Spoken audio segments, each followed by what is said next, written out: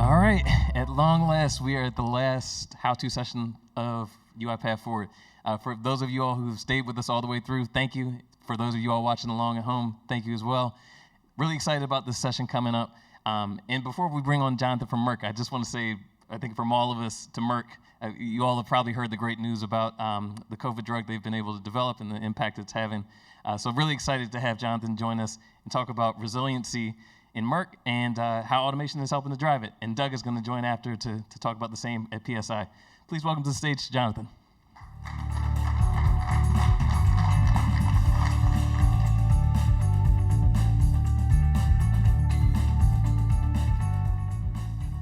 Thank you, Joe, for the introduction. Hello, UiPath Forward. Thank you for coming. Hope you guys are having a wonderful Las Vegas experience so far. My name is Jonathan Yang, and today I'll be discussing a little bit about ephemeral servers and bot autoscaling deployments. So to start off, a little bit about myself. I am an RPA platform lead in the intelligent automation space at Merck. I started working with UiPath around 5 years ago. And as an RPA developer, I was able to gain insight and an overview of the entire RPA development lifecycle process, including figuring out the business requirements, creating an SDD and PDD, actually developing the bot, and then finally deploying the bot and maintaining it afterwards. As I continued further and further in my career, I started looking more into focusing on DevOps engineering, bringing in more agile methodology, CI/CD pipelines, streamlining bot deployments, and last but not least, bringing infrastructure as code into our RPA platform. But that's enough about me. Let's talk a little bit about who we are. So as Joe mentioned, what are we? We are a biopharmaceutical company with over 74,000 employees looking to bring life-saving medicines and vaccines in order to help treat and prevent complicated diseases such as HIV, Ebola, cancer, of course, COVID, and other human and animal health diseases as well. We have around $13.6 billion invested in trying to create these different medicines and vaccines. And as a result, we have a lot of different teams and divisions, such as R&D, manufacturing, animal health, commercial. The list goes on and on. So from that perspective, we have this unique challenge and opportunity to figure out how can we scale up our infrastructure. Our RPA platform team has to be able to look and figure that out in order to help. And as a result, we have a lot of different challenges, and one of the challenges is what I'd like to go over now. So if you look at this infrastructure diagram, it seems complex at first, but it's probably very similar to how a lot of people are actually deploying their bots. You have your orchestrator hub in the middle, your SQL server with probably your data, logs, queues, and so on. You may even have a data visualization tool. As you can see in this infrastructure diagram, we have an Elasticsearch and a Kibana dashboard. But today I'd like to focus on the very top, the robots. What are these robots? Well, these robots are your diligent employees running 24/7. If you feed it a task, it'll do it. Let's say you feed it a 1-hour task every single day. It'll run that task, but for the rest of 23 hours, it's just going to sit there, costing you money. So how do we support this? How do we fix this and bring a solution for this? Well, we can give it more tasks, right? But if we feed it more and more tasks, some of these tasks get a little bit complicated. You may have different types of triggers like dispatcher and performer bots, ad hoc triggers, queue triggers. You may even have to deal with different configurations for each type of process. Every process is unique, and sometimes they may require their own software installations or setup that could conflict with other bots. Some of these bots may, as a result, have to be uniquely set up for each of these processes. And last but not least, configurations, IT configurations, such as patching, security, backups, they all have to be figured out for each one of these bots. And as a result, you start playing this little Tetris game of trying to figure out how to put all of these different triggers and making them fit within these bots. And in a small scale infrastructure, in a small organization, you can probably brute force this, but once you look at this next slide, you can see it becomes a lot more difficult. I like to call this slide the attack of the bots.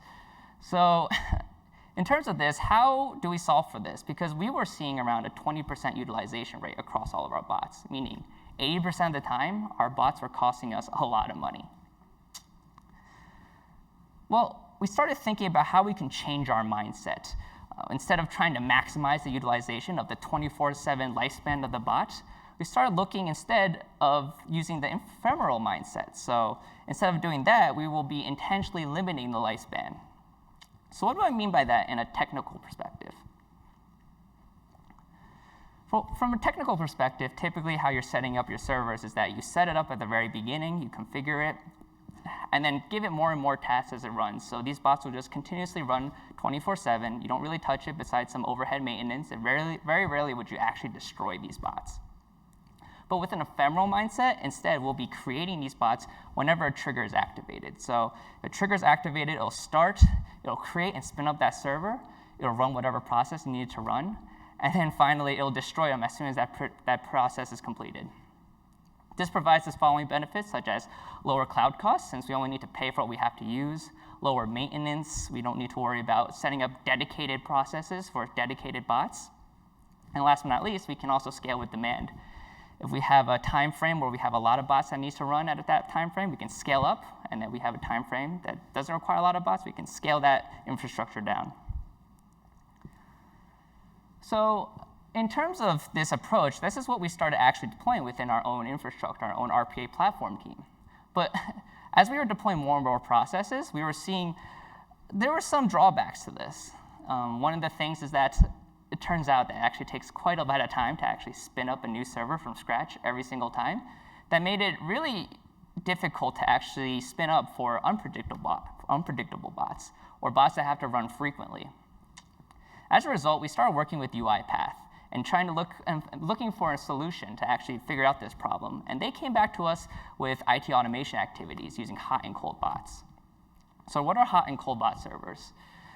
They're very similar to ephemeral servers, but unlike creating and destroying servers, we're now just turning them on and off.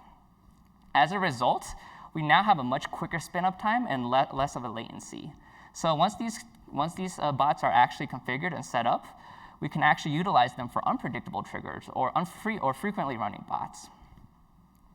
Additionally, as well, some of these they do have their own drawbacks, such as requiring maintenance again with security backups, patches, and so on.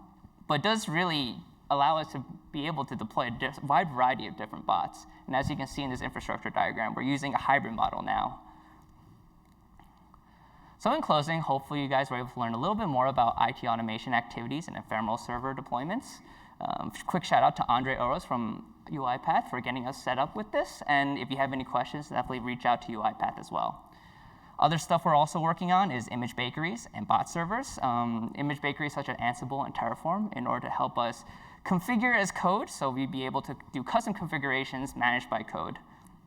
Additionally, as well, we're also looking to bring ephemeral development and test servers for our developers as well, since we only have ephemeral servers set up in our production environment, so we can help with developer quality of life for testing, development, and so on. So if you have any other questions, feel free to reach out to me at jonathan.yang@merck.com. And now I'd like to pass the mic over on to Doug Shannon from PSI, who will be going over resilient bots. Thank you.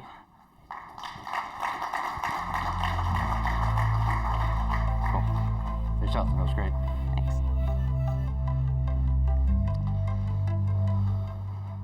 All right. So, looking at, so hello, and look, we're here to learn about delivering fault-tolerant automations. So here at PSI, what we're doing with UiPath is we are utilizing UiPath to be more agile, adapt faster, and target specific business criticality with precision and accuracy. So a little bit of what we do. PSI is a full-service CRO that is a contract research organization where we contract to perform clinical trials to bring pharmaceutical products to market.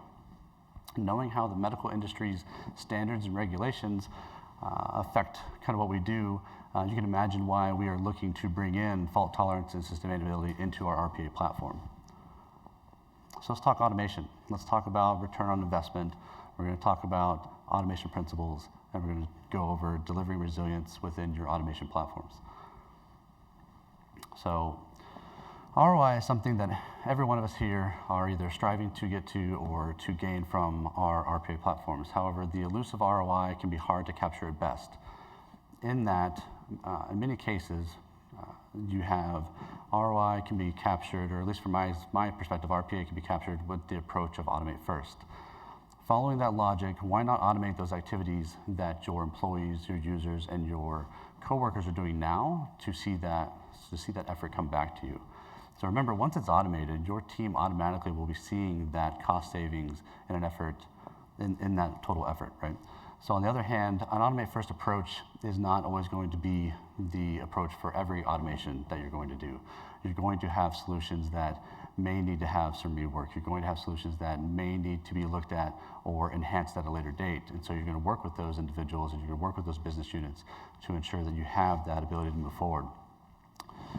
And the ones that aren't being automated first, you're going to rely heavily on your CoE, which is your Center of Excellence, to ensure that they are able to work, you work in the ins and the outs of what that process is, and they're able to hold the documentation and that version control so that you can fix it, streamline it, and even enhance it.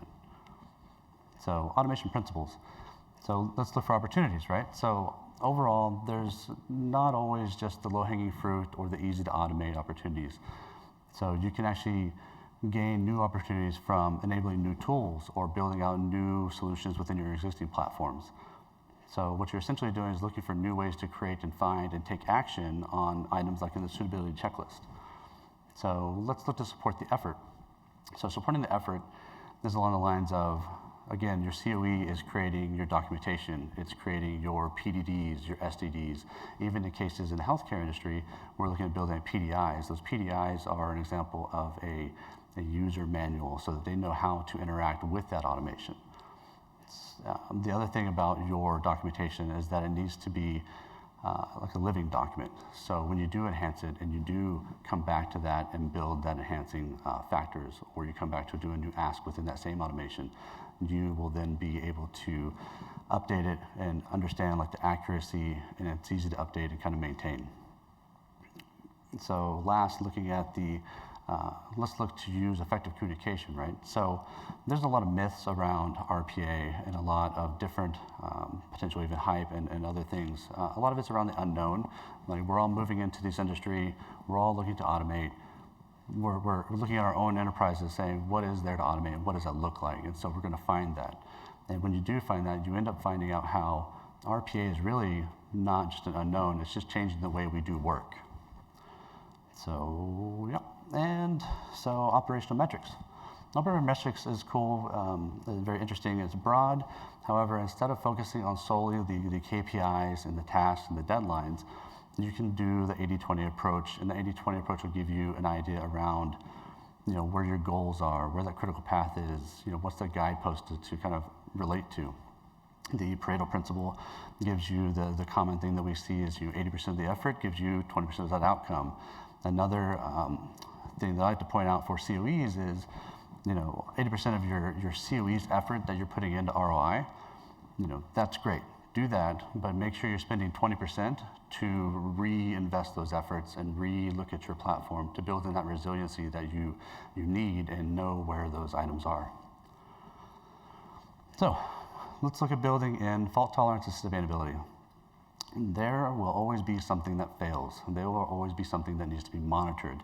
In that, your teams, if you're not building in fault tolerance or resilience, your team's newly gained ROI that you've gained from the automations, you end up finding that you have a newfound cost of maintenance. And with that, in that maintenance and that fault tolerance, it's key to both the stability and maintenance of your platform to kind of look at building that back in and looking at maintaining that. So one of my first examples is web scraping, right? We've all, we've heard it, RPA does this thing, it's called web scraping. It's just one of the early things that it used to do. So in that, web scraping is, it goes to a website, it goes in and out faster than any of us humans can. But in a case where your bots are running all the time, 24 hours a day, and you're hitting multiple websites and you're trying to scrape that down, you may find that your bots may fail. And how they're failing is potentially you're seeing a browser or a caching issue. And so what we do, and it's what a lot of good developers do already, is set another process ahead of that. And with that, you're going to clear that browser's cache, and then you're going to run the automation that actually scrapes that website. So another example is around virtual machines. So virtual machines are great. We all use them in one way, shape, or another. They're either virtual machines or VDIs or some kind of interaction where we're logging onto systems. So virtual machines, just like your laptop or your desktop that you use at home, has system resource and system resource memory. So eventually, again, when your systems are running and your bots are running 24 hours a day, 7 days a week, those system resources can slow, stall, and even fail. So with that, why not maybe look at building in a solution where you build in a soft restart onto your VMs? And that soft restart will make sure you're reoccurring that same system resources back into your systems and not having any issues. It's basically the same idea of like, hey, my laptop's slow, I think I'm gonna restart it. So do the same thing with your VMs. So overall, the last but not least, the more in-depth version of doing fault tolerance that I have found is ScoutBot. So ScoutBot is a more strategic approach to addressing enterprise stability. The idea behind it is that since VMs need to mimic production, these systems are required to have security patches, updates, and even just overall items you need to make sure that your environment is safe, secure, and able to run. We have found that implementing a practice like this is easier when all of your automated packages can be ran from any of your production bots. So just to reiterate that fact, all of your bots should be able to run any of your production packages, no matter where they're coming from. They shouldn't be, ideally you don't want to single them out. You want to make sure they can run the whole gamut of what you are doing. So how do you bring in ScoutBot? So you would usually look to set a bot up in development, and you would set a bot up in production. And ideally, sometimes when your developers are seeing things, they may see something pop up in development first, and then the same thing would come to production. If any of your bots are running in production, and this is one of the bots it could run from, and you have all of the updates going to ScoutBot first, so it's scouting out the environment pretty much. It's saying, hey, I have all my KB updates, I got my new virus updates, my office is doing pretty good. Before everything else, what happens is when you see a failure, and say if ScoutBot fails, well, that's fine. The rest of your production doesn't go down. It's still able to run without any issues. And so that gives you a week, 2 weeks, even longer if you do some other items. So that's the idea about ScoutBot. It's going to find those issues first so that you're not waking up in the middle of the night having nightmares saying my bots are down. So that's that. So more about the maintenance and how ScoutBot can really drive that is a lot of us have seen Patch Tuesdays, right? Microsoft comes out and they're like, hey, it's Patch Tuesday, guess what? We didn't tell you this was coming, but somebody had a vulnerability. Let's patch it. And so then you're like, oh man, what's going on? So there's that, there's virus stuff, there's, what if a website, even though you have APIs, even though you're running and you're doing your best to maintain all that, still the website, they change a code or something, or say you can't use an API, for an example, and you have to scrape something anyway. All of those things are going to be applied.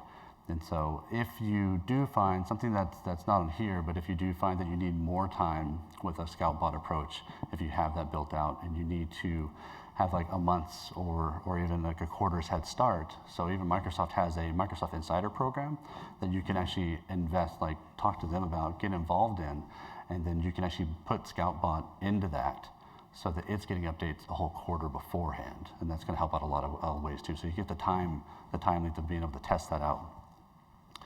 So yeah, so then overall, we hope that this presentation will resound with you and provide another perspective. We hope that your teams are not only gaining the ROI but building in resilient ways.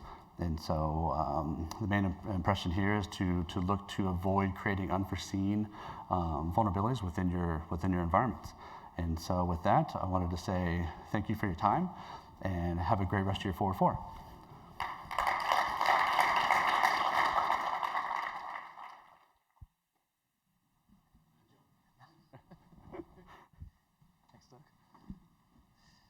All right, thank you, Doug. Thank you, Jonathan. And I think that was a great session to end on because it's a good segue to remind me, if you're interested in this topic around resiliency, and Jonathan mentioned some of the IT automation work that we're doing even within UiPath, please follow along with us on our internal automation journey at uipath.com/COE. We're publishing quarterly updates there on our own automation journey, and we'll have more to share.